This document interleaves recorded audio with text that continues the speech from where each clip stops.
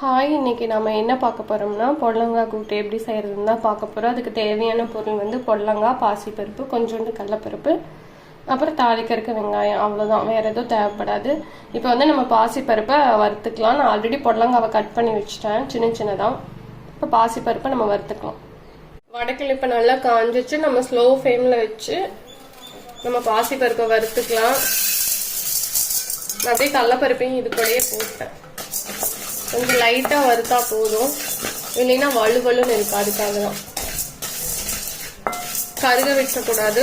Low ஃப்ளேம்லேயே வச்சு நம்ம வறுத்துக்கலாம்.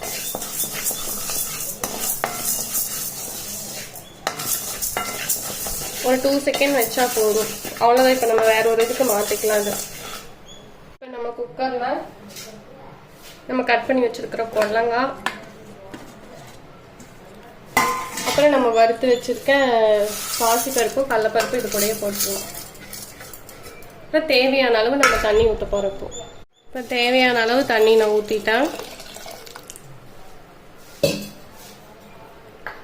அப்புறம் கொஞ்சோண்டு மஞ்சத்தூள் இது கூடயே நம்ம ஆட் பண்ணிக்கலாம். இப்போ நம்ம இதை க்ளோஸ் பண்ணி வச்சுட்டு ஒரு 2 விசில் இல்லைன்னா 3 விசில் கொஞ்சம் குழையிட்டோம். அப்புறம் ஆஃப் பண்ணிக்கலாம்.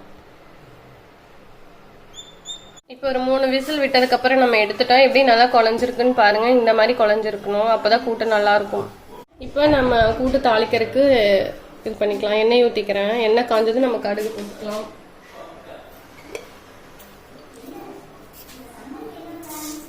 கடுகு பொரிஞ்சதும் நம்ம வெங்காயம் போட்டுக்கலாம். இப்போ நான் வெங்காயம் போட்டுக்கிறேன். வெங்காயம் கொஞ்சம் வதங்கட்டும். நம்ம இது கூட ஒரே ஒரு பச்சை மிளகா போட்டுக்கலாம் காரத்துக்கு. வர மிளகா வேணா பச்சை மிளகா போடுங்க, நல்லா இருக்கும். ஒரு பச்சை மிளகா.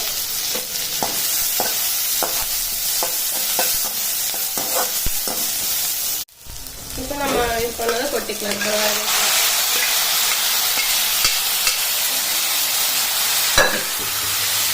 நல்லா மிக்ஸ் பண்ணிக்கலாம்.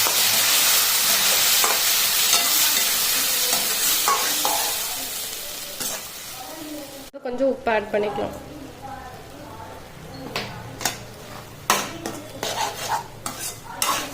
நான் இது கூட மிளகாத்தூள், வரமிளகாய் இது எதுவுமே போடல. பச்சை மிளகாவே போதும். காரத்துக்கு நம்ம எதுவும் ஆட் பண்ண வேண்டாம். இந்த பச்சை மிளகாவே நல்லா காரமாக தான் இருக்கும். நீங்களும் செஞ்சு பாருங்க, ரொம்ப நல்லா இருக்கும். கடலைப்பருப்பு பார்த்தீங்களா அப்படியே தெரியுது. சாப்பிட்றதுக்கு நல்லா இருக்கும், சாப்பாடு கூட வச்சு சாப்பிடும்போது. நீங்களும் மறக்காமல் ட்ரை பண்ணுங்கள். நம்ம சேனலை சப்ஸ்கிரைப் பண்ணிட்டு பாருங்கள். தேங்க்யூ. இப்போ நம்ம வேற ஒரு இதுக்கு மாற்றிக்கலாம். அதை